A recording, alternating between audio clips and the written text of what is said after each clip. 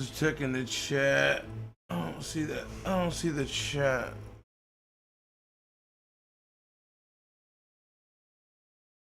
Mike hot 222. Mike is hot.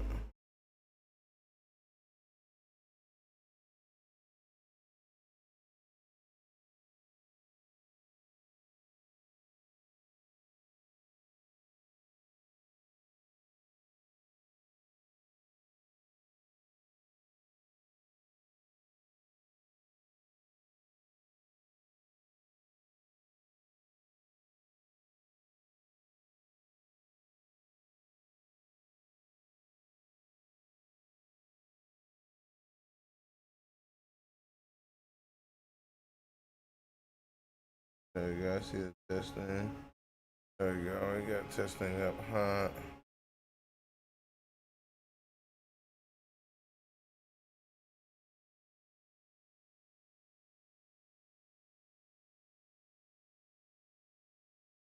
There we go.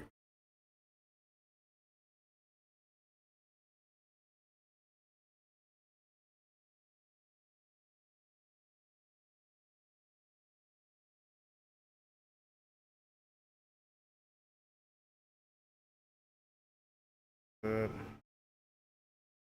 Give him a little light. All right, get your popcorn, get your food, get your shit ready, babies.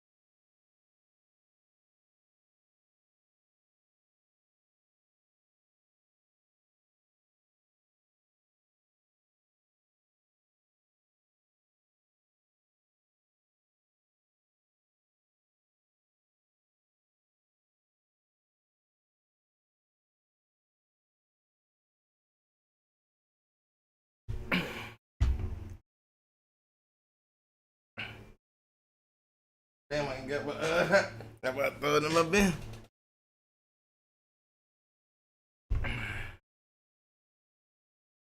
Work. Put you right there, Mr. Mouse. All right, everybody, we got 13 minutes left. Hit it with the little movie magic. Oh shit, who did that? Whoa, this nigga Money Buddha, you didn't tell me you control time, Money Buddha. I don't know what you talking about. I don't know what you talking about. This nigga, whoa. Whoa, jinkies. Oh shit, damn, Money Buddha, whoa, too much. Sneeze at you. At you.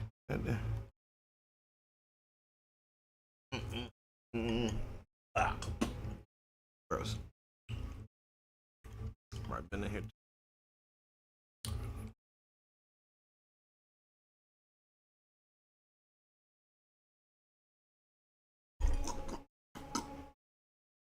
That old ass chicken that's been in there. What's he gonna make? What we making? No, chicken meat chicken. No, that's skin chicken. That shit gross. Hold on, y'all. Luckily we got 6 minutes, y'all. The snap fell through. Oh, there we go. Come on with something else.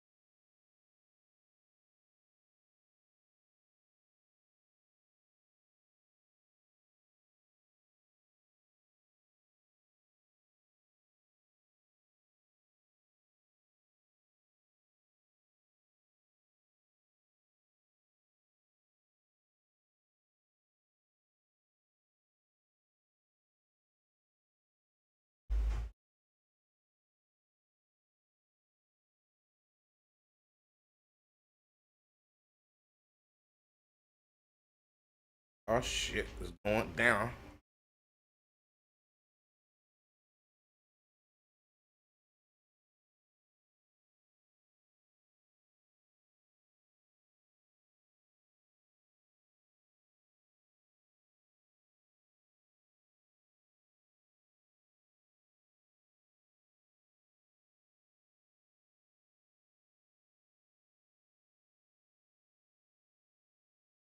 Oh, they got Metaphisto back. One of the yeah, minion of hell. I think it's Diablo's brother. One of his cousins.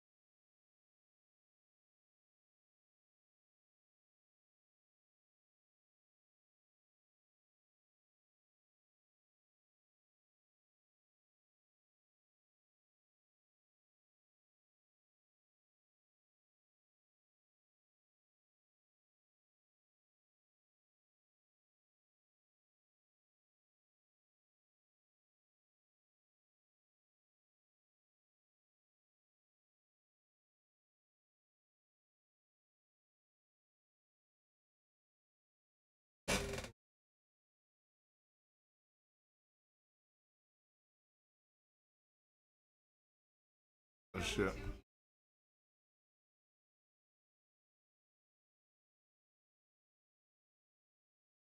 Stone that Nayrel carries, this is his opportunity.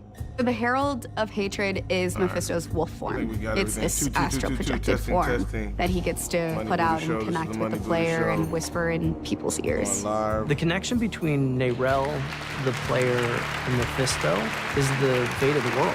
Nerel wants to get rid of him, but the more time she spends with the stone, the tighter the bond between her and the stone is. The corrupting influence of Mephisto's soul stone is going to potentially convince her to bring Mephisto back instead of destroy him like she originally wanted. So we need to actually make sure that she fulfills her original intent and doesn't fall to Mephisto's influence. Nerel plans to bring the Soul Stone into the Vault of party, Light so she everybody. can Money purify Buddha, the Soul Stone Diablo. of Mephisto's essence. Diablo The watch Vault party. of Light is this really sacred place that Akarat created. His presence is really important through the history of Sanctuary. Akarat wandered the world speaking the teachings of the Zakharum faith. His tomb is also said to be in the Vault of Light, which is in Nahantu.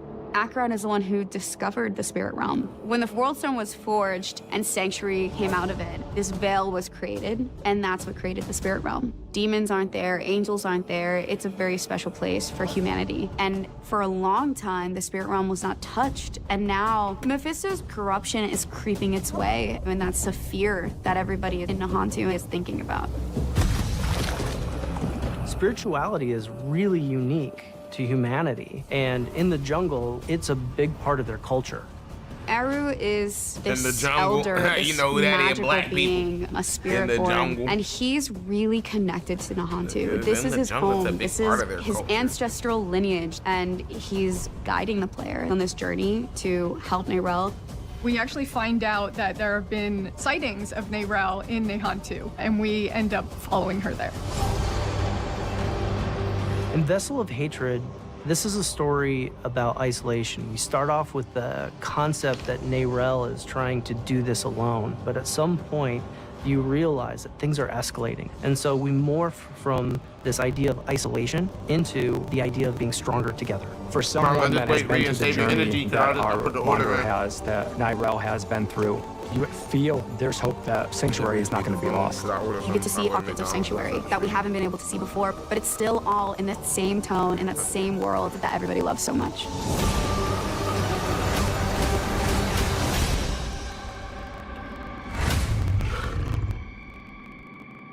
Hello, Diablo 4 community. Welcome to another Diablo 4 developer update. This is a very special Diablo 4 developer update, as this is our pre-launch stream before Vessel of Hatred, which is actually going to be shipping here next week, which is crazy to think about. I'm joined here by Mr. Brent Gibson, game director for Diablo 4. I know before we have our big show, you wanted to talk a little bit about Vessel of Hatred and what's to come. Yeah, this is a really big week. The fact that we're finally on the doorstep of shipping Vessel of Hatred is a bit surreal. We've been working on it for a very long time. You know, over the course of the last 5 seasons, so much has changed. And we're excited to talk about some of those details today.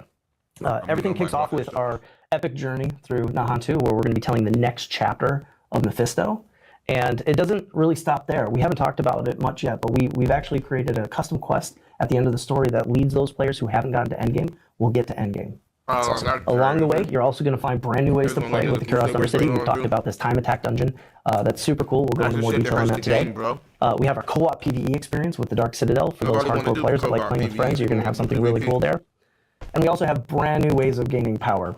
Whether you're hiring mercenaries and leveling them up, or finding our new powerful runes that create rune words to sock it into your gear, you're going to have a lot more ways to actually alter the builds that you've been playing with all this time. So at the end of all this, we have the star of our show, our class that wants to go fast, the Spiritborn, which you know, everybody got a sneak peek at that quite a while ago, and we have been polishing it and getting it ready to make sure that it's the most fun to game. Yeah, it's great because like we're actually going to be going through all these aspects today in the live stream with our kind of our subject matter experts across each of them. So I know, as we mentioned, next week the Vessel of Hatred will actually be shipping and be released to everyone. Right now the plan is for it to be out on October 8th, and that is still very much the plan. Still the plan. We actually did release a map earlier this week in our What You Need to Know blog that kind of pretty much contains exactly when each of the release dates are going to be, but players can actually end up doing early download right now on PC Battle.net. We do have early download coming up for console this weekend on the 5th, so there's a lot of stuff coming down the pipe, a lot of excitement going on. The other thing that we did talk about as well is Twitch drops. We do have a Twitch drops campaign that is actually starting at the launch of Vessel of Hatred. It's actually going to be starting on October 8th in Pacific time, so it's about like 12, 16 hours, somewhere around there afterwards, but there's some really cool back pieces, really cool weapons that you can earn, and it goes throughout the whole entire month of October through like that first early part of November. We also have a Support a Streamer program this time around, which is really cool because Support a Streamer actually really helps out some of the smaller streamers that are actually really wanting to, you know, stream Diablo 4, which is really great. If you gift 2 subs for, or if you actually purchase 2 subs across any streamer that is streaming across Diablo 4 and has this enabled, you'll end up receiving the mount that we actually just showed right there. And then if you do an additional 2, you actually get the mount armor as well. So it's a really cool way of helping out some of the smaller and mid-sized streamers out there that you know, really benefit from some of these programs. And it's great to see all these new faces as they actually jump into Vessel of Hatred. The next thing we do also want to talk about is a cool promotion that we're actually doing with Trolley here in the US. Trolley actually makes some candy. So they're like Sour Bright crawlers and things like that. There's actually some really cool weapon skins available if you actually purchase Trolley specific products here in the US. We actually have them here on set, but you can see all the cool weapon skins. But if you actually purchase these, and you'll see that they're clearly marked with like Diablo 4 because the Spirit Born on them. And you can actually end up taking a photo of your receipt, going to a specific site, and then you'll end up getting kind of the rewards in game. And you also have a chance of actually winning an Xbox too, which is really cool. So, and this is a cool promotion that I think Xbox is actually doing across multitudes of titles, including like World of Warcraft, for instance, because this was actually going on with the War Within here at Blizzard. So, yeah, like if you're in the US, look for Trolley products.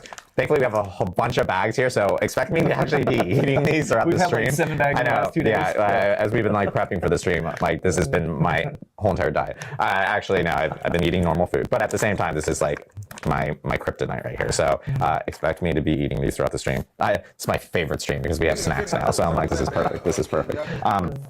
But one thing, again, we wanted to mention, which is the release date. And I think we have a release date map here. So yeah, as you guys can see, on October 7th in Irvine at 4 p.m. Pacific, or Pacific time, or California time, if you want to say it, is when the actual expansion is going to be launching. This is a global launch, so everyone is coming out at the same time. The world is round, so you can't get everyone in on October 8th, so that's why there's some in on October 7th, but we wanted to make sure that we could get as many people in on October 8th, and of course a little earlier on October 7th, but everyone's coming out at the exact same time. So looking forward to everyone jumping in. We do have an action-packed show today, a lot of stuff to cover. We are going to be hitting up on the patch 2.0 PTR changes first, is first up in the agenda. Because we have so many things to share, I will note this is our 20th live stream for Diablo 4 that we've ever done, which is really cool. And this is also our first time we're actually streaming on TikTok. We already stream on X, we stream on Twitch, and we stream on YouTube. So this is kind of a nice momentous occasion. But because of how much content we have and how many guests we have, we are going to say that we will have some small little breaks while we actually mic new people up, bring them into the studio, and then swap them out for other things. But we are going to be talking first about patch 2.0 PTR and the feedback that we actually received from players. And then separately, we're also going to be talking about Season 6, Season of Hatred Rising. And separately, we will finish off the show with all the Vessel of Hatred features and going into a little bit more of a deeper dive, something that you were talking about, Brent. So. Oh yeah, I can't wait. I mean, we have so many people coming in that we're having to pack them in rows. Yeah, so exactly. You're going to see multiple levels of people in the studio. So we're going to take a quick break while we get the first group in for our patch 2.0 PTR feedback overview. So we'll see you in a bit.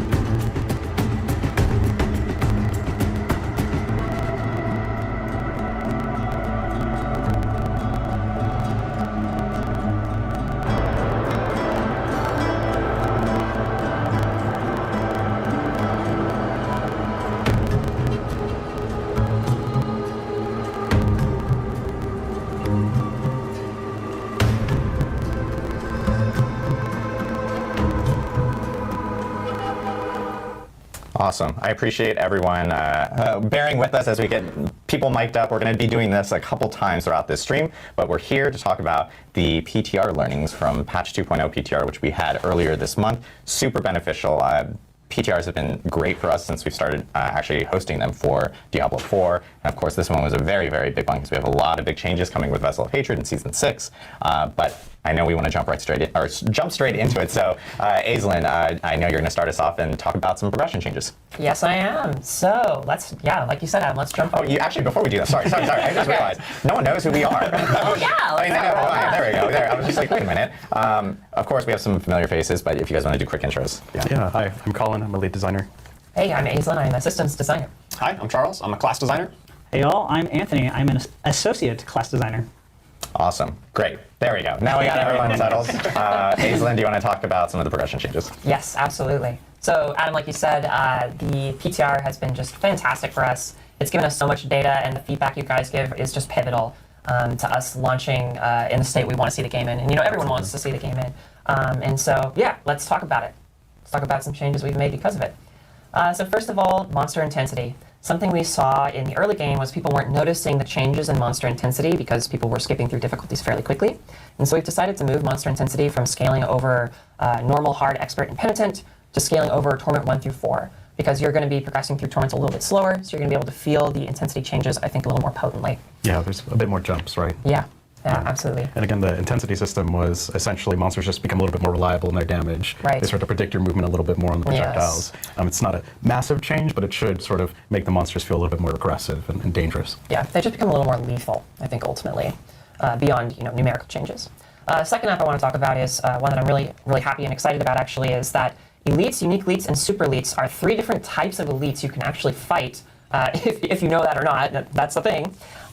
And previously, they all did very different amounts of damage from one another. Like, for example, a super elite might deal actually 2 times the amount of damage of a normal elite. And what that was causing was when an elite spawned an affix, like lightning enchanted, or poison, or whatever, the super elites would do 2 times more damage with those affixes, but you didn't really have any way to tell, right? There was no way to tell if an affix was spawned by an elite or a super elite. And so kind of seemingly randomly, an affix might deal 2 times more damage to you out of nowhere. And so what we've done is we've normalized the damage that all of these different elite types actually deal, so that when you do see the affixes that they're spewing out, you can expect the damage you're going to receive. Like, how much it's going to hit you for. More consistent. Way more consistent, way more predictable, which is really helpful for not getting randomly one shot. Our favorites, those. Yeah. And then finally, on difficulty, we have some changes to standard difficulty tiers. We know some of you guys are looking for a challenge, so let's take a look at what a challenge looks like. All right, so we have a level 1 character here in BIOHAZARD going to the statue to change their difficulty. So what are they going to change it to? Well, before they could access hard, normal, hard, and expert, but now they can access penitence at level 1. That's what we only play. Don't play anything else. Yes. So you have to beat the base campaign on your account once, and then you can go into penitence, and let's see how that turns out for this person. Oh yeah, just a Helltide. Just a few too many demons. Just a few too many demons. Yeah. Mythic unique. So, so you can do penitence at level 1 now. It's pretty hard, guys. So if you plan to go into level 1, be prepared. But seriously, we know people really wanted to be able to push their builds as far as they could, as early as they could, and now you can. So whenever you feel like you're ready for penitent during your leveling journey, hop in there and see how you do. Yeah, I know that was like one of the biggest points of feedback we got during this PTR, which was like, hey, we'd like to see if penitent wasn't like gated way further down the line and if it could be brought in. So it's now available at level 1. And as we've shown in the footage, it can be difficult, but I think what's nice is like if someone creates alts and they end up finding a bunch of mythic uniques and stuff which you can use at earlier levels, you then can at least potentially start off in penitent a little bit earlier and stay with a higher difficulty in that type of way, which is nice.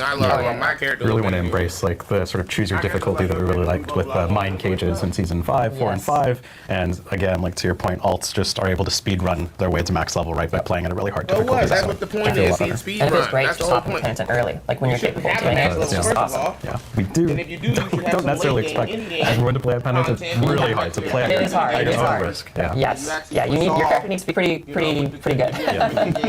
Yeah. All right. Let's talk about some itemization changes. So we got a lot of feedback that once you got to max level and you were starting that ancestral grind, you were stuck with these non-ancestral items for a pretty long time.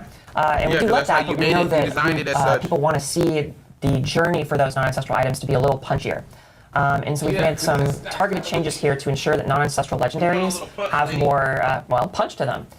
So we've increased the amount of masterworking you can put on a non-ancestral legendary from 4 to 8. We are also allowing them to be tempered twice. Previously, both of those values were exclusive to ancestral items, but now non-ancestrals can go up to that.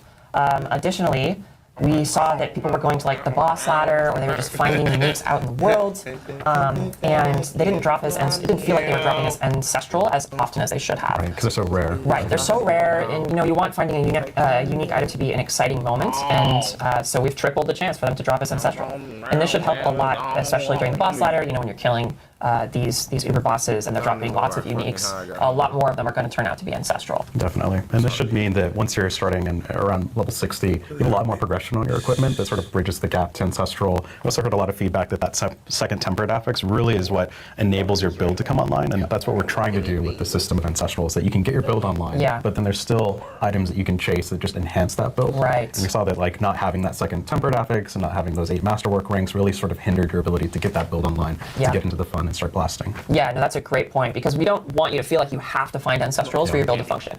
And this change is working towards making that true. Definitely. So you still have those items you can chase, but you can still get those endgame builds online pretty quickly. Yep, for sure. And finally, on itemization, we are adding some scrolls of restoration to the season journey. The scrolls of restoration are these scrolls of tempering that we talked about at Gamescom. You can use them to reset the tempering chances on an item. And we wanted to add these to the season journey so you could just have a couple of deterministic ways to acquire them and use them on your gear. And this, of course, is not the only place you can earn these scroll restorations. You can earn them throughout the world. There's a small drop chance, and we'll be actually talking about another way of earning them later on as well. So definitely. Yeah. So I think one thing that I'm excited about on the unique changes, if you equate greater affixes in Season 5 to Ancestral, you're actually going to have a higher chance to get an Ancestral unique compared to getting a greater affix on a unique than live, right? So it means that uniques are really exciting. You might actually get like the Staff of Endless Rage, for example. Maybe you're not playing a Fireball sword, but now you're like, oh, well, I have an Ancestral version of this unique. Huge. That's pretty good. Yeah, so it really like kind of gets you to experiment a little bit more, and we really like that aspect about those uniques sometimes being a lot more powerful. Yeah, no, we want that moment when you see a unique on the grounds to be really fun and exciting, and seeing it drop as an ancestral with greater fixes is about as exciting as it gets for uniques. That's pretty cool. All right, let's talk about some player power changes based on PTR feedback. So I want to start by framing our goals for Torment difficulties. So Torment 1, we want all content to be available in the game. You can fight Lilith, you can fight the boss ladder, you can go to the Dark Citadel, etc. All these activities are available. Torment 4 is intended to be aspirational content. And what that means is you've already unlocked everything in the game when you enter Torment 1. But Torment 4 is like the essence of Diablo, like build factor, where you're just pushing your character as far as you can go. And Torment 4 exists for that purpose, for people who want to push their character as far as they can go. And with that said, the reason why I'm saying this is because we were seeing that people were getting to Torment 4 way faster and way easier than we were hoping for in the PTR. And which is just another great, it's great that we did the PTR because we saw that. And with that all said, we've made some changes to kind of keep Torment 4 this, really challenging and exciting thing to reach. We've reverted the skill damage bonus from main stat back to what it was in Season 5. So we had actually doubled it in the PTR, but we found that was just giving players too much power. So we sent it back. And we also pulled back on Legendary Glyph power. Oh, you want to talk about that? Yeah, so we reduced the scaling on glyphs quite a bit because we found that it was really devaluing a lot of the aspect rolls or rolls on your gear. Like when you're getting 2,000 additive damage from a glyph, it's really hard to actually feel anything on your gear through tempering or through those affixes that are dropping.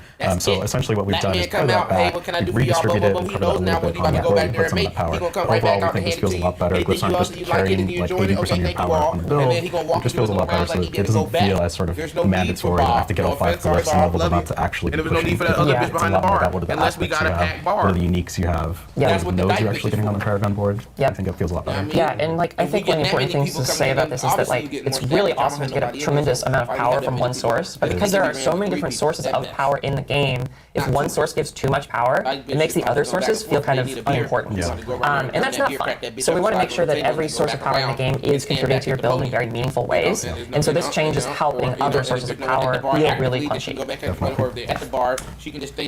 I know tons of changes here with player power, tons of changes with like progression, including difficulty and itemization. Do we have anything else on progression? One thing I think that's really important to touch on is the torment goals here, right? Because it's a definite fundamental shift from Season 5 in that you think about World Tier 3 into World Tier 4 and you're sort of racing to get to World Tier 4 as fast as possible because that's where all the best items can drop. Yeah. We've sort of just changed that to Torment 1 is where all the best items can drop, where everything unlocks.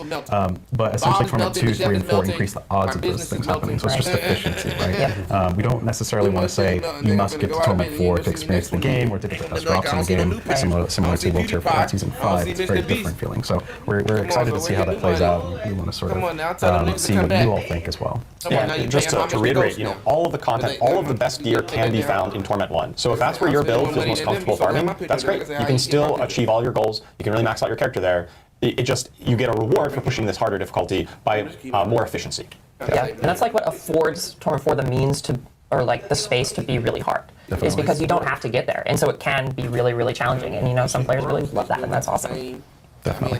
Awesome. Well, I know the next topic we want to talk about is some of the big system changes that are actually coming with Vessel of Hatred, and also changes that we're applying post-PTR from things that we actually learned. Colin, want to walk us through and start us off with some of the Paragon stuff? Yeah, absolutely. So again, we got a ton of feedback from the PTR, and we took a look at Paragon. That was one of the bigger changes that we made, where we capped the boards, because we feel like that gives us a lot more space to increase the power of each of these boards and make the choice more about what is the board you're looking for. So what we've done here is we've added a bunch of normal nodes, so those are things like stats that empower those glyphs, to upgrade that legendary glyph radius. We added them. It was kind of sad, like there weren't actually a lot of nodes to flesh it out and sort of build up that Paragon, that extra glyph range that you're going to get from upgrading it to legendary. So we've done that. We added around 8 to every board, and then the starting board, I think we went to like 12 or something like that, just because the starting board should feel really good with that first glyph. The next thing we've done is we've taken a look at a lot of the rare and magic nodes, and we've just made them generically more useful. So you think about like two-handed bludgeoning damage on a barbarian. It's like, okay, like I guess I can only benefit if I'm doing this one very specific thing. And we've just opened that up to say damage, right? That's going to scale everything across your character as opposed to like while you're doing this sort of obscure thing.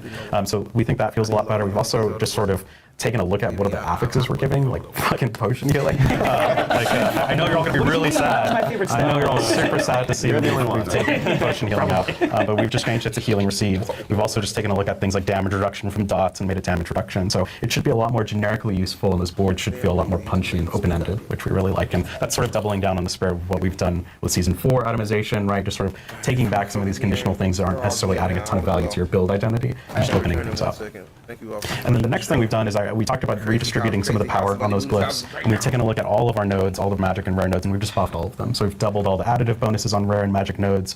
We've increased the damage reduction values by about 1.5x, so they should feel a lot more chunky. And as you're journeying through Paragon, right, it should feel like you have more options than to just bum rush every glyph, socket, and every legendary node. There should be some pretty punchy, like damage sources that you can get, damage reduction sources you can get. We've also done things like all the resistance nodes you have on the Paragon board actually give max resistance as well now, so it's pretty powerful. Yeah. We've done a lot of changes there.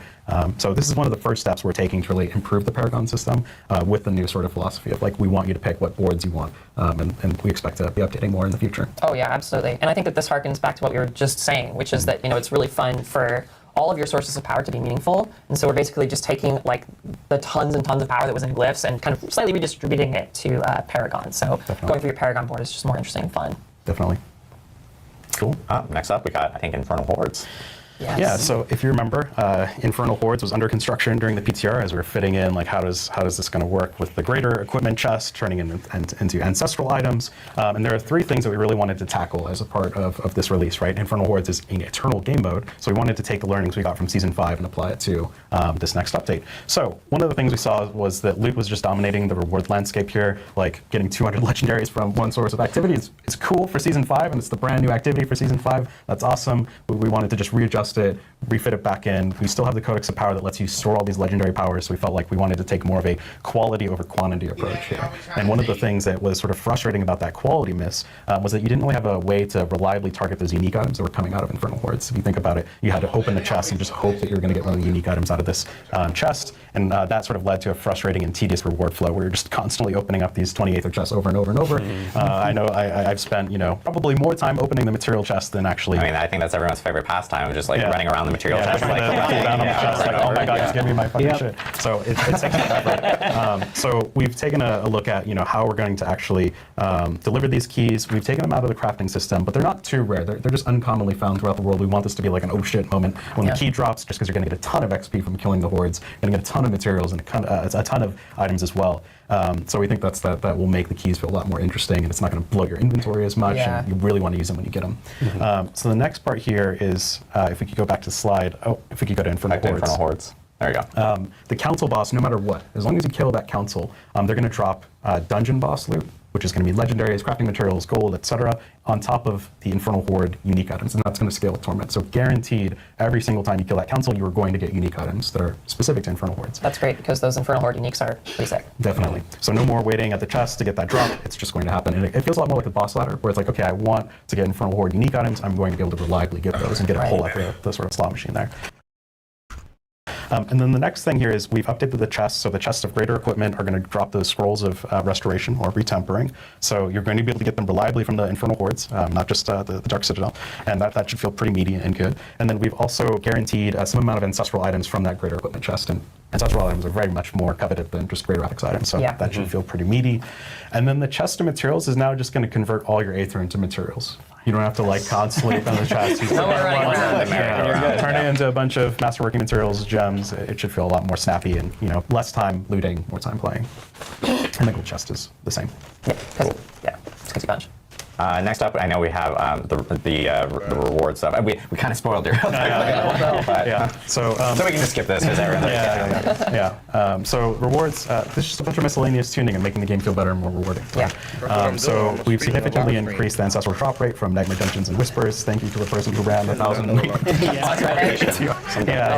Definitely fixed the problem there, and that should feel a lot more rewarding. We've also added just experience to the Nightmare Dungeon completion, which just feels better as you're grinding that Paragon. Also, while you're leveling up, it's like a pretty good hit of XP. And then we've also done miscellaneous buffs to just miscellaneous things. So Hellborn will drop loot, Butcher is going to drop a guaranteed axe, I believe, a Butcher's axe. The World Boss, Treasure Goblins, those are all going to drop a lot better loot. It's also going to scale with Torment, which should feel good. Yeah, I mean, it makes sense for these, I guess the Hellborn's not exactly a random encounter, not just the World Boss, but the Butcher and the Treasure Goblin, these big media encounters. It makes sense for these to occur, and you're give me good loot, because this is uncommon. This doesn't happen that frequently. I want it to be amazing. It's an exciting moment, and the loot should reflect that. I love that loot explosion. Treasure Goblin.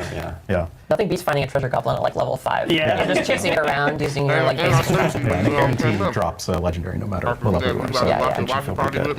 The next thing here is we really love how players, or how you all have sort of embraced the Stronghold experience bonus. We've actually just done that across the game. So campaign feels really good in terms of experience granted. Side quests should feel really good, especially in the Hunt 2. But what we saw with the Stronghold experience in the PTR is that 2 levels felt a little bit aggressive and sort of forced you to do Strongholds over and over and over. We've just pared that back down to 1.25 levels, which is still really meaty. You're getting an entire level from doing these. It's really fulfilling what we had hoped Strongholds were going to provide, which is an alternative means to level. If you want to ride around the open world and do a bunch of Strongholds, that's absolutely a viable way to level up now. We think that all the quest content in general just feels a lot better because they're a lot more generous there. The other change I'll note here is that a bulk of that experience is going to be from killing the boss, and it's a first-time reward. So that means you're not going to be able to sort of, cheese running Strongholds over and over and over. Thank you, Rax, for showing that with your friends from your chat that did that in 20 minutes. It was a good video. I mean, in all fairness. Cool. The next one here is we heard a ton of feedback that rare and magic items just felt like they're adding a lot of noise to Torment. We're dropping a lot more of them. Now they just get auto-salvaged in Torment. Get them out of here. And the next one is just a nice quality of life. The Paragon glyphs now drop from the pit. So when you're doing a bunch of pit runs, you're also going to be getting glyphs. It just means you don't really have to go out and do other things if you have a bunch of keys with the pit. I mean, that's really nice too, because theoretically you could enter the pit and not actually have a glyph, but now you will. So you can find one level up if that's what happens. Awesome, and I know last but not least we have kind of itemization. This is some big stuff here that I know will excite players for sure. So One of the things we've heard a ton from the player base and you all is that I wish I could make a mythic unique deterministically. If I do everything in a season, if I kill Uber Lilith, if I do the season's journey, I want to be able to get a mythic unique. And we saw this as an opportunity to essentially create an identity between the rune crafting of mythic uniques and the blacksmith. We moved it from the alchemist to the blacksmith, the blacksmith version of crafting mythic uniques. So now what you're going to be able to do is you're going to be able to take 2 resplendent sparks to the blacksmith and get a random mythic unique. That means no matter what, as long as you do everything in the season, you're going to get a mythic unique. And if you take those resplendent sparks and you decide, I really want a specific mythic unique, you'll be able to take a set of runes and actually pick which one. Right. And what that does is runes are a lot more flexible. They can be traded. You can also get some incremental progress, right? Because they drop a lot more frequently than mythic unique or sparks in general. So what this means is you now have 2 really clear means to sort of target mythic uniques, and you now have a guaranteed way to make a mythic unique at the end of a season, which we think will feel really good. Something that's kind of cool about that is that it gives runes this like intrinsic trade value, which I kind of love. Like they have this big purpose towards crafting one of the best items in the game, which is really cool. Finally can get my Starless Skies. Yeah. But to me, I'm not trying to and then pirate. The next one here is you're going to be getting a lot of salvage. So everything's getting a lot of salvage. So we figured, you know what, we should probably give you some purpose and value to that salvage. And now you can take it to the blacksmith and forge random legendary equipment at blacksmith. This is huge. I love this change. And it also has a chance to be unique or mythic and sometimes ancestral. So it's definitely a great place to dump all that salvage, excess salvage that you have. And then the next one here is more just sort of a quality of life nicety. We added runes and we're putting way more sockets on gear. We've just allowed you to add sockets to gear with just the general salvage material. You don't need scattered prisms anymore. Scattered prisms are required for ancestral items, and that just essentially means, I'm missing a socket. You can pretty easily add one. And then the next one here is mostly quality of life for alt characters, but the jeweler no longer has a level requirement to engage with the jeweler. Previously on the PTR, you had to like trade gear to your main character, add a socket, super tedious, and you know what, he's selling. not like Well, you know, he just all of a sudden he doesn't tons say of big changes coming across a multitude of systems within D4, thanks to a lot of great feedback that we got from community content creators, etc. So thank you guys so much for that. Thank you, Colin, for walking us through that. Next up, we want to talk about some of the class changes and everything. And so Charles here is going to walk us through it. Yeah, I'd love to talk about some of the class changes that we saw in PTR. Once again, I want to thank all of the players who gave a lot of detailed feedback, a lot of data on how classes were performing, all the different builds, and new items, new effects, and all that kind of stuff, new skills. It's been really helpful in helping to make sure that we make our class designs as fun and engaging as possible.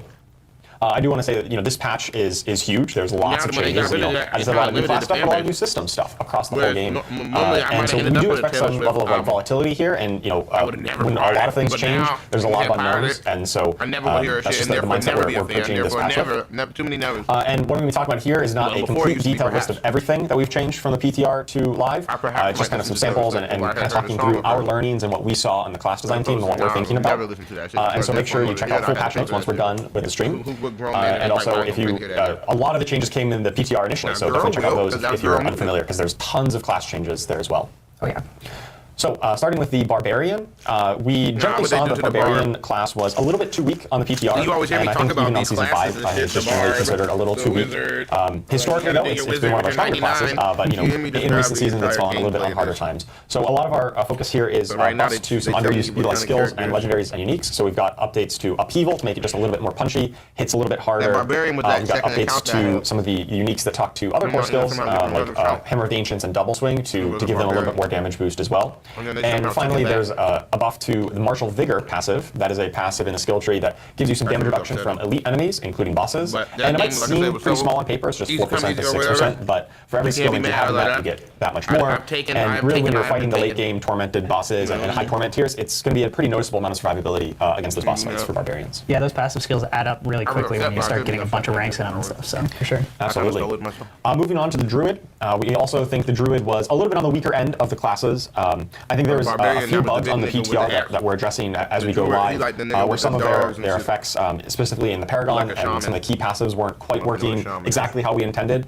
So they might have been a little bit weaker due to that on the PTR specifically. So we're definitely addressing those. I also wanted to talk about Nature's Fury. This is a key passive that whenever you cast an Earth or Storm skill, there's a chance to cast the same skill of to cast a skill of the opposite type. And this was causing some unintended interactions with one of the unique items, the Earthbreaker ring, that ended up proccing or triggering Nature's Fury way more often than we intended. That's because we have this concept of casts, where you actually need to press the button and then, hey, you did one cast. And whenever we do something like auto casts, which is like, hey, I triggered a free skill with Nature's Fury, that shouldn't kind of recursively trigger or trigger the other effects that are looking for casts. But in that particular interaction it was, and so we've fixed that interaction, but then thrown some pretty big buffs to those items and the things affected in that build. We still expect those kind of things, especially landslide builds that use this a lot, to still be very powerful builds going forward. But we just didn't want that one particular unintended interaction to be happening.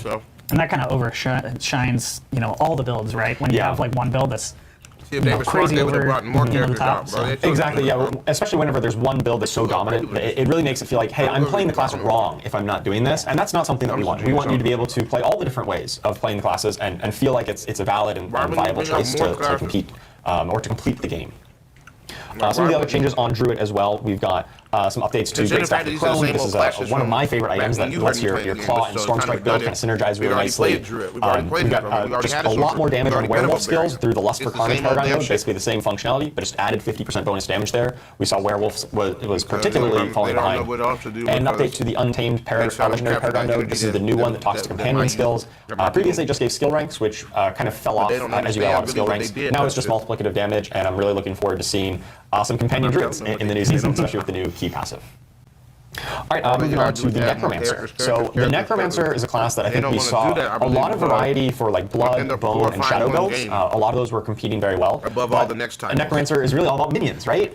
And unfortunately, we saw minion builds really falling behind from where we want. And we know that minion builds are like the most appealing part of a Necromancer, and so on the class line team, we're really committed to making sure that minion Necromancer is good, and we're going to see some massive buffs to this patch, and we're going to continue monitoring to make sure that the minion fantasy is really a powerful and compelling one.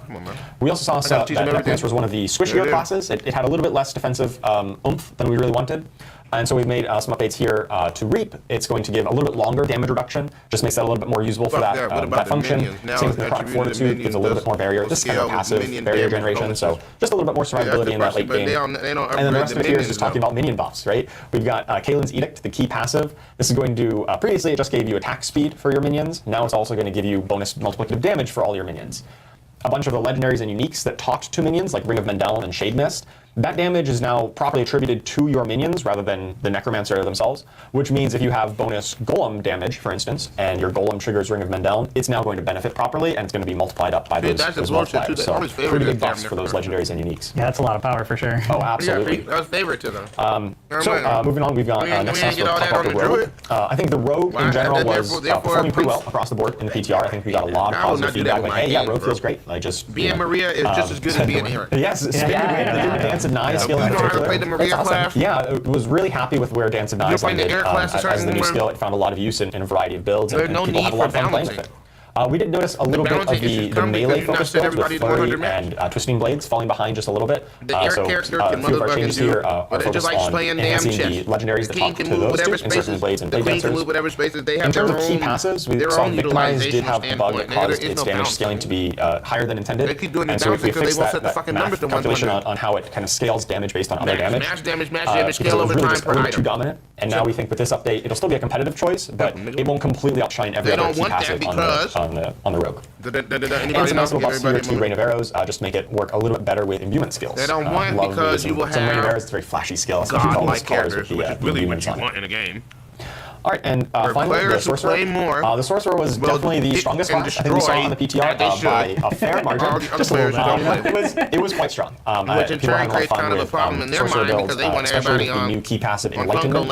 And Enlightenment had an issue where it's all about alternating skill casts. Like, it has fire skill, it has lightning skill, it has cold skill, and you get these stacks really quickly. Unfortunately, it was stacking up unintentionally from some of those auto casts that we were talking about earlier with Nature's Fury, where when you trigger bonus casts from like unstable currents, it was actually ramping up the Enlightenment way too fast. And so we fixed that interaction, but we think despite that, Enlightenment is still one of the strongest key passives in the sword. So it just brings it down a little bit, but we still think this is going to be really a powerful, compelling new key passive to play with once we go live. Two other changes here with the Flamestar and Oculus uniques. This is kind of adding in this chance to deal double damage emphasis for Incinerate and Teleport respectively. this harkens back to what I talked about on the PTR stream, where we're adding these multiplicative damage bonuses into tempering for weapons. And of course, we can't temper onto unique items, but for a lot of the unique items that are about very specific skills, such as Flamescar and Oculus, we've taken a pass to add in some of these affixes that enhance those skills in multiplicative ways to really make sure that Incinerate gets the same benefit from using that unique, as opposed to just a legendary that you would temper this affix onto anyway. It's a massive buff. Yeah. Yes. I like pull out a ruler. Like, is it actually? Incinerate size and teleport size maybe not the most compliant affix. Now you just get some of this multiplicative damage. If somebody wants to make an Oculus build where most of the damage comes from teleport, that's going to be awesome. We'll see if you can manage to make that work. Yeah, I love that idea. Oh my god. I have a build page saved. Yeah. That is a scam, bro. So yeah, once again, I just wanted to thank everyone for all the great feedback. We on the class design team are always reading and listening to feedback on how you're playing the classes, what builds you're finding fun, what things are over or underpowered. We listen to it, we read the feedback, we watch the videos that you make. We really appreciate all of it, and it really helps us to make the game as best as possible. Awesome. Thank you so much, Charles, for walking us through all the changes coming for class design. It's actually not all the changes that we saw right here. As Charles mentioned, we do have patch notes actually going live after this stream.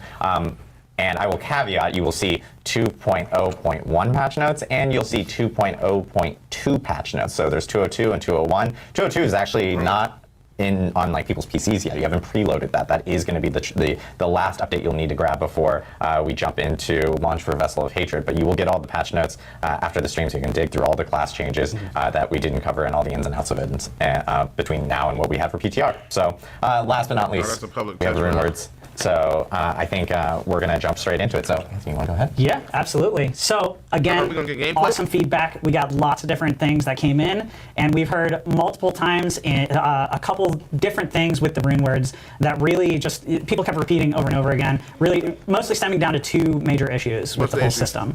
And so previously, we had on the PTR, we had the legendary runes that were a lot stronger, because you want to reach that point eventually to where you get the powerful runes and then you play the game that way. Well, that was kind of outshining a lot of the other possibilities and like the idea that we had with the runes, where you're mixing and matching, creating different combinations.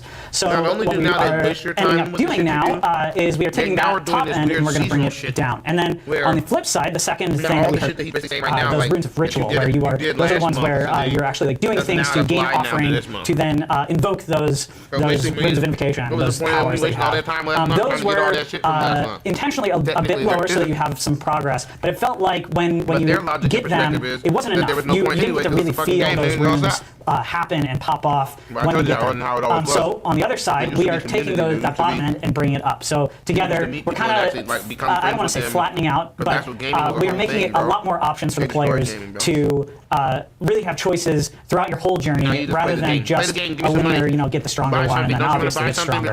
And what this will also do, and the focus on this, is to also make those utility runes really, really potent and really pop off, and a lot more visual things happen. And then finally, we removed a couple runes that weren't quite meeting our expectations. We have this thing that we say every once in a while, which is like condense the fun, and we want to make like the ideal situation where we have the runes that we have are the ones that are cool and fun and not like overloaded with just a bunch of things that don't always like meet those expectations. Yeah, we want you to have lots of options, and we don't want individual runes or effects to really overshadow everything else. But that doesn't mean that we want to make sure that all the options are really, and so ones that aren't meeting our bar, we would rather take them out rather than leave them in. Yeah, absolutely. And I think we're always going to be adding to the rune system. Of course. Right? So we want to leave ourselves the space. We didn't want to water down the pool of things like the lightning bolt effect rune. It's like that didn't really have, it was an evolutionary dead end. We didn't necessarily have any way to boost that up. So we want when a rune drops for it to feel like, hey guys, y'all excited about our game? It's important that every choice in the rune system is meaningful. We don't want this. We don't want that. We did it so that we don't have to have it that way. Yeah, you want to feel it for sure, and it doesn't want to be something that, you just like, oh, I got this rune. Like, god damn. Oh, let me find another one. I ain't gonna be by here. All right, so here's some examples of some of the big outliers. We heard lots of feedback around these two, especially. That Warcry rune. So while it was giving Berserking to everyone, it was a big power bonus.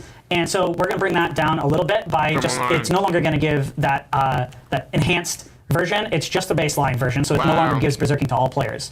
That does mean it still works for Barbarians, because that is their skill. They should still be able to gain that power as they would expect. And then down with the Yam, which is that Druid Petrify. The rune itself is not changing.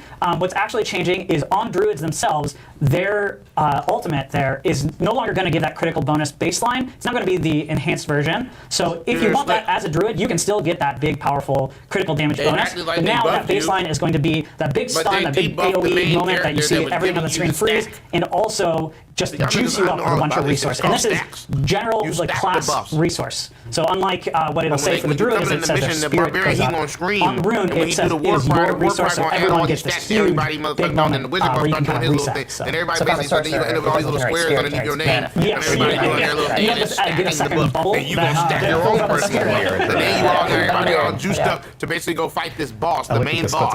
And these bosses, when you beat the boss, they drop items. And that's the whole reason why we're doing this shit. Every choice is going to be a multiplicative damage source. So you should have a lot more options. It's more focused on utility. Yeah, absolutely. And stealing other classes' power. Yeah, obviously multiplicative damage is probably the single strongest thing you can do in an ARPG. And just when we notice these ones were really those ones that are overshadowing every other option, we still think those will find a great niche for the builds that want it, but they won't be the only choice that no one else can use anything else. Yeah, absolutely, absolutely. All right, so here's some examples. Again, I want to preface, this is not all of them. There are a bunch of changes. You guys will see them in the patch notes as we had already talked about. But to get around the fact that they don't have no some of the big ones that I wanted to show off here. So Spiritborn Vortex, that's the one that pulls everyone in, you group everything together. That is going to be almost, you're going to be able to get that almost twice as often as it was before.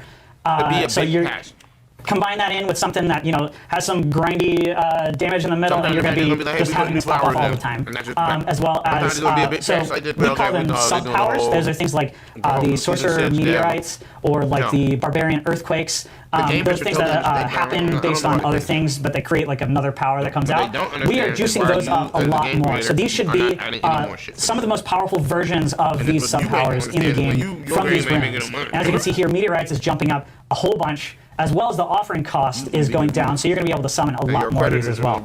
And then one of the other things I saw feedback was around the Se rune. I don't know exactly how to say it myself. I'll have to ask Ruben about that after this. But where you summon spirit wolves, and they didn't feel as impactful because their AI was not as poppy as, like, say, the necromancer's minions running around a lot more quickly.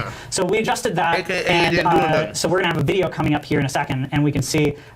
So now you're gonna summon those wolves. They're gonna pop up and do their attack, and if you jump to the next pack, they're gonna jump forward. Except this is gonna happen a lot more frequently than before. So now if you say fight that pack, jump to the next one, every time those wolves are going to just keep jumping and keep leaping. And this works in ranged as well. So if you're fighting some enemy over here to the left and you fight, you attack them, your wolves are going to jump immediately over there. And then if you switch to this other group on the right, those wolves are going to jump across the screen because we've also increased that aggro range as well for that. Yeah, they feel a lot more responsive and like. Even in that clip, we saw them jump in the back at basically the same time we did. Right? They are right there with you. They're not lagging behind, and that's always like the worst feeling. Like, hey, so this thing, where they're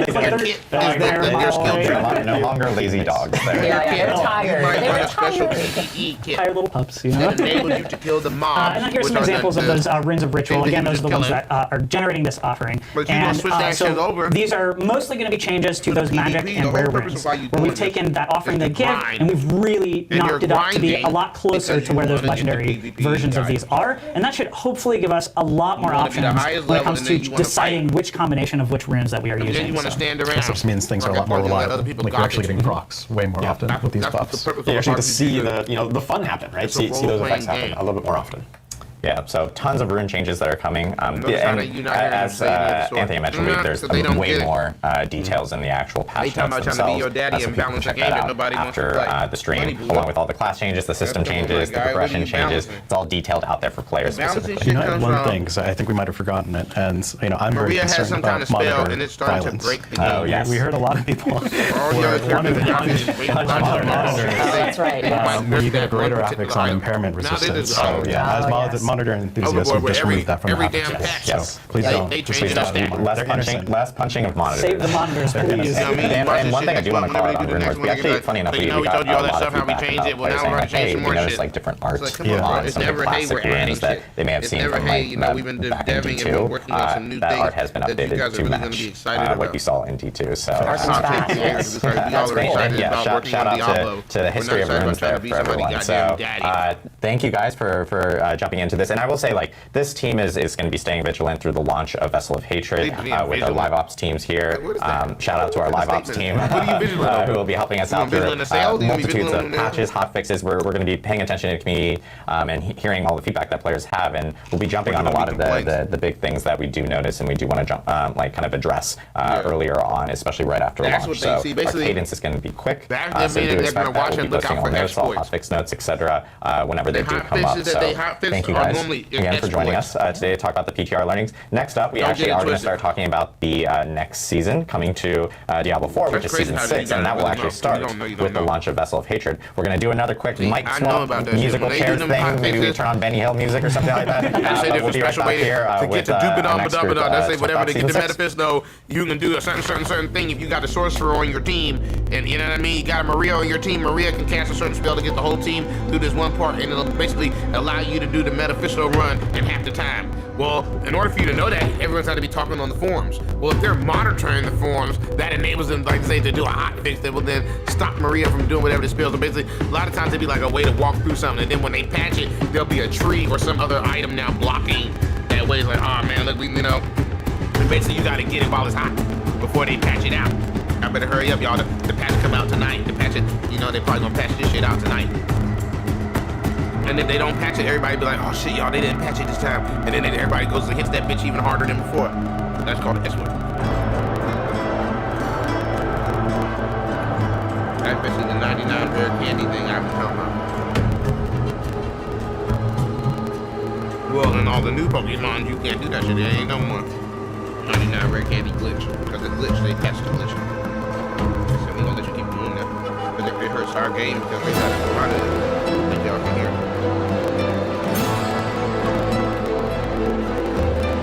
Show y'all. Let me know that's on the break.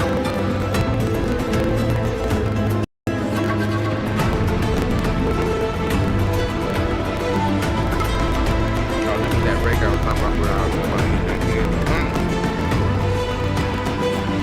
Nah, this one game drop. That's what we're talking about. About that patch.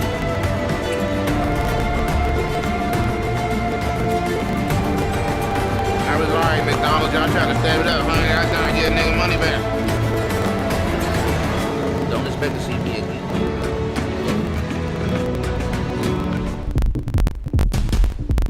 See, they supposed to be having shit like that.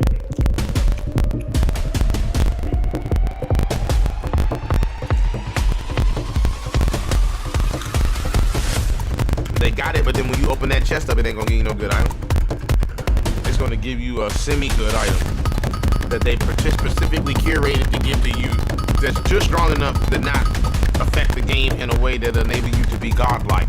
That's another part. You want to be godlike. You want to be ultimate.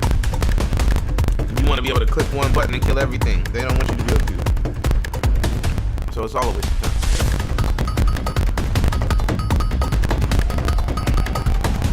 We're gonna rush through, y'all. I don't think I'm gonna do the candy. Big smash, he attacks, he sprays a lot of damage everywhere. Okay, so they've taken him down, and when he dies, that weird portal on his back drops down and stays open. And there's only really one thing to do with a weird portal. Yeah, you go in the portal. That's your option. So that's what if portals you are made for. Successfully killing the Realm Walker, taking down this massive demon, finally grants you your reward of more demons. So you're going to go into the Seething Realm. This is part of the Mephisto's area of hell. So you are going to have to continue fighting in here. It is not a barren landscape, but the demons you fight in here comparatively, if you were strong enough to take down a Realm Walker, don't be too worried. I think you're going to be able to manage the demons inside of the Seething Realm as well. This dungeon is a little bit more of a reward dungeon. So once you get in here, you're fighting your way through to get specific buffs at the end of it. So if we want, we can jump into the video here. Yeah, this is the first section. And this part, you're just kind of mowing through some of these smaller guys. You're really just looking for a specific gate here. There's a portal that you're going to be activating and making an important choice there about which section of the Seething Realm you go into. The reason why they do that is because essentially back in the old Diablo, based on a few consumables that you put in, you can go into sections that are more focused on the equipment bonus, a gold bonus, you can get a soccer bonus, you can get more endgame items with like compasses and boss materials. So you're going to pick one of these and decide that's the section I want to go into. You're going to get some drops similar to that in this section of the dungeon. But more importantly, this is going to set you up for the type of buff you want to get at the end of the dungeon. So again, this is not an empty area. You are going to have to fight through it. You're going to encounter more hollows in here, some more elites. All of this leading up to a chest at the end. Here's your reward. So finally, just click on this and get your reward. Ah, just kidding. Yeah, of course it's a cursed event. Of course. You're going to have to fight even more demons. Nothing's free in hell. This is just how you got to do it. So you fight your way through some more elites, but don't worry, I believe in you. You can get through this. If you kill the last guy, right there, take him down. Yeah, they got a little item. So he goes down. Now you get your prizes. You're going to open these chests. There's a variety of loot that you get, but one specific item that you're looking for here, which is going to be a seething opal. So these little, there they are, yeah, little seething opals. They got a little seasonal marker on them. This is special to season 6. When you get these, I'm going to take a look here. This is going to be a buff you get based on the one that you chose. There's some fundamentals you always get. So a seething opal always gives you a 15% bonus to experience. This is a special pool because it stacks with elixirs. You can have an elixir and a seething opal active at the same time. That's a huge bonus. On top of that, any seething opal that you use is going to allow you to now get reputation with the remnants of the Zachary. I'll talk about that more in just a second, but that's going to be the reputation track for season 6. And then beyond that, you get a bonus depending on which portal you went through, which section of the season realm you decided to go into. Here, if you want to snapshot this, anybody who's screenshotting, these are some of the bonuses you can get. As you can see on here, you're getting maybe more items, maybe more gold, more soccer rolls. So these bonuses are going to occur while fighting anything while having this buff active. So equipment, as an example, maybe I want more items to be dropping. When you kill monsters, there's a chance that they're going to drop a cache that is going to give you some additional loot.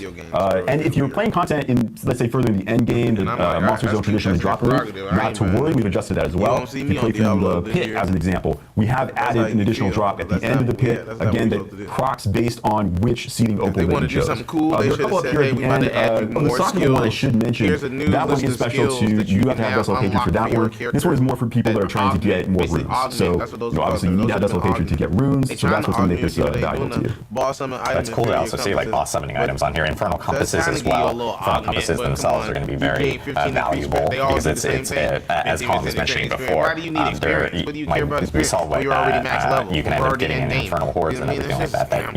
It's just another opportunity to get more compasses for getting in there. Yeah, seething opal, I think that grape flavored opal is going to be very popular. The grape one is going to be pretty popular. And a question I just quickly saw, because you mentioned stacking with elixirs, does it also stack with incense?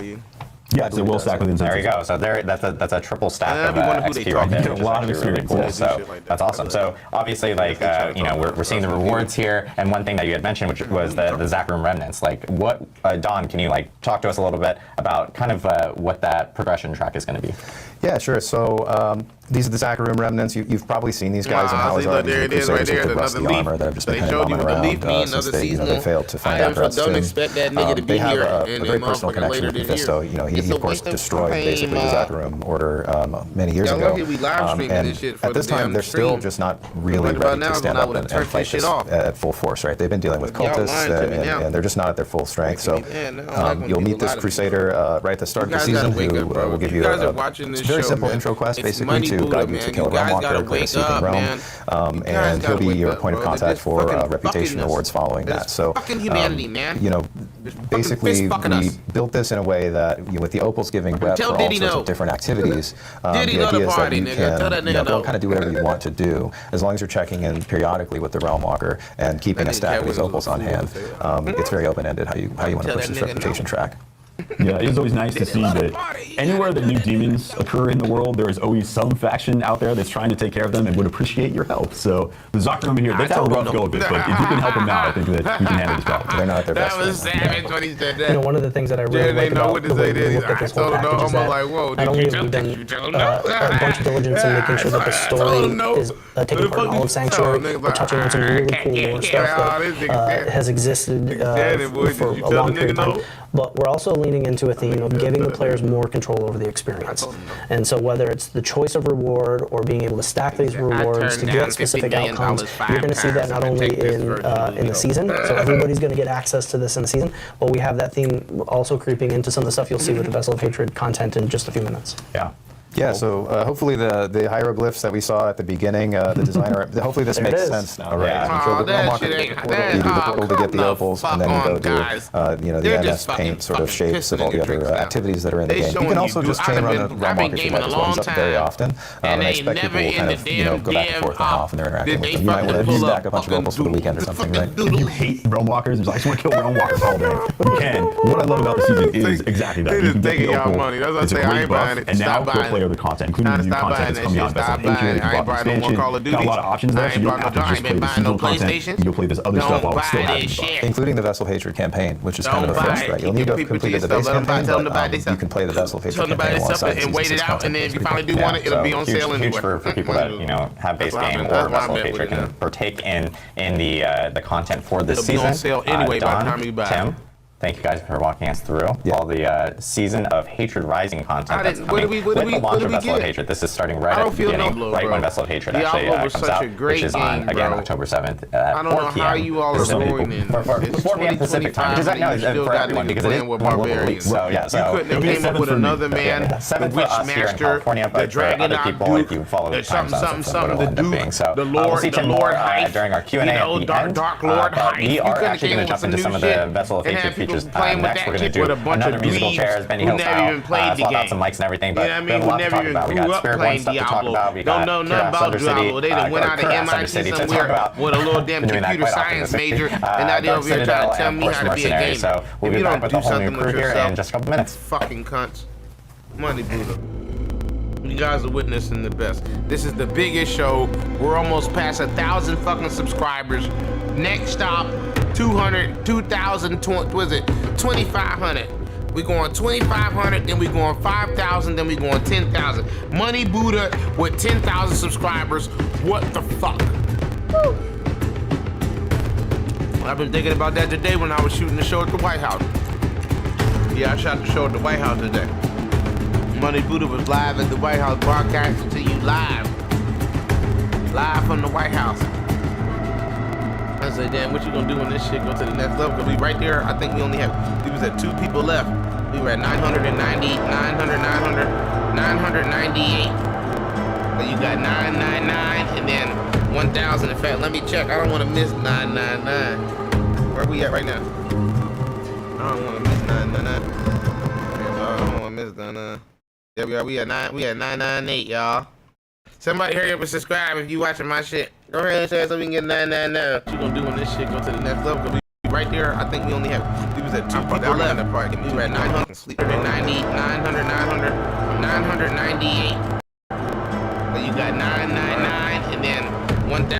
You got 9.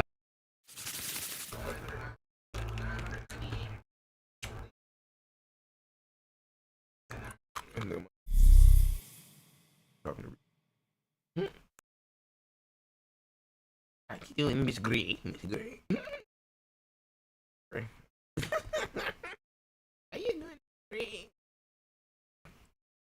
How you Miss Gray? No. How you doing?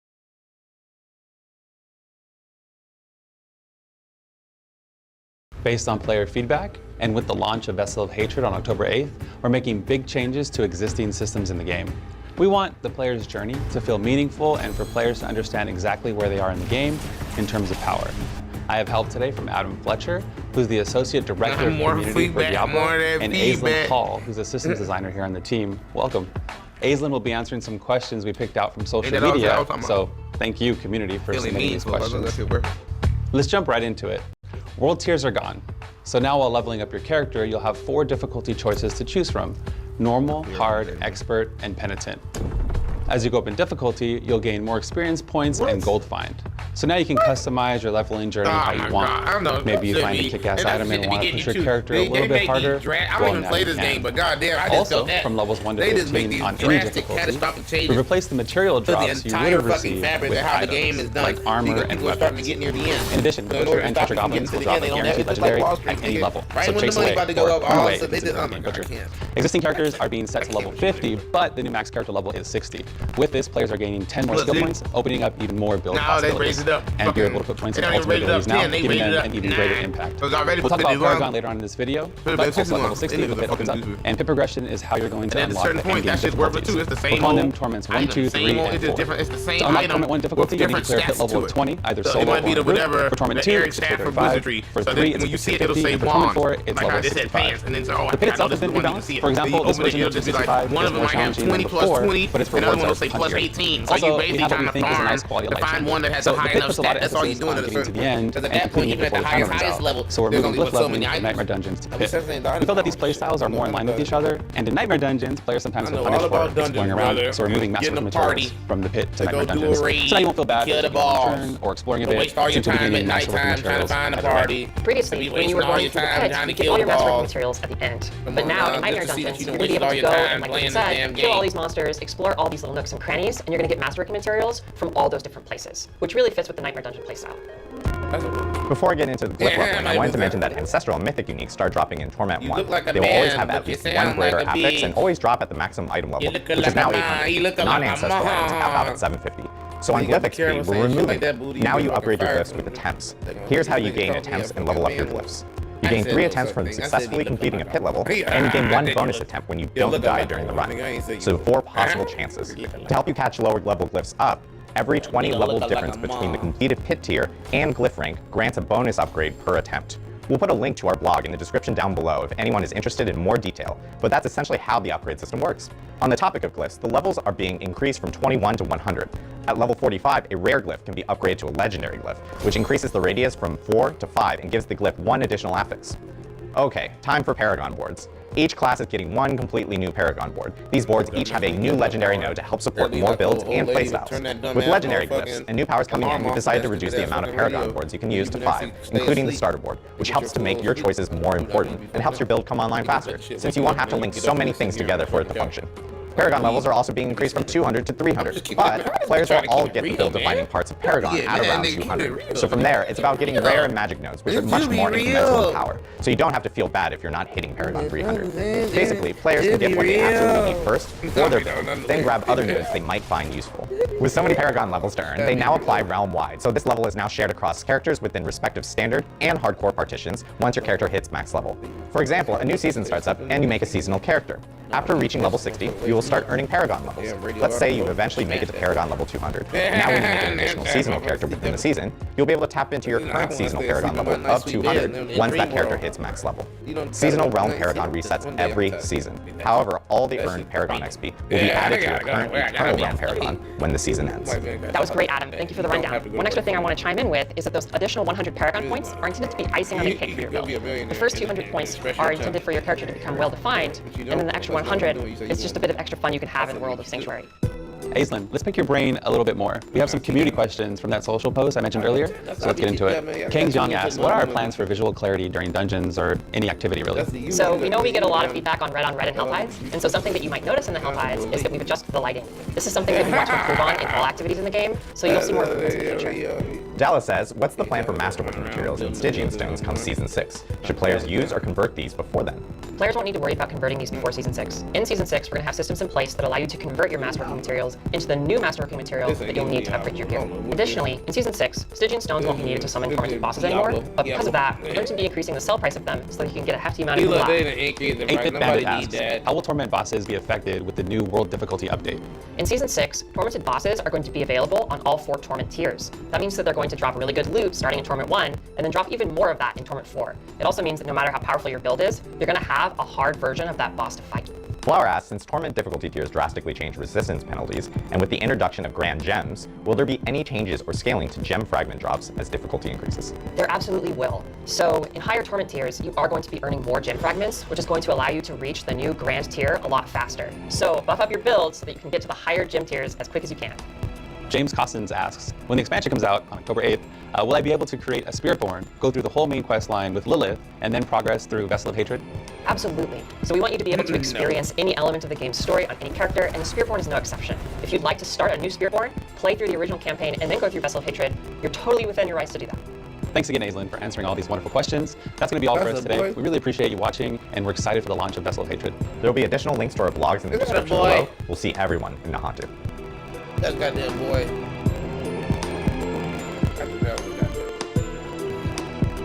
face, another fucking face. Looks like a boy girl name face. Damn tranny ain't maybe slick with that shit. But you don't know if it's a girl or a boy. All right, guys.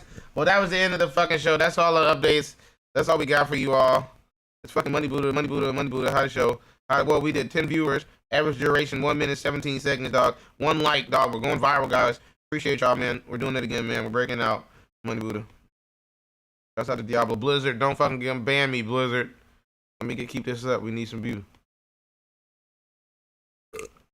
And we getting there, man. And we was on there for 2 fucking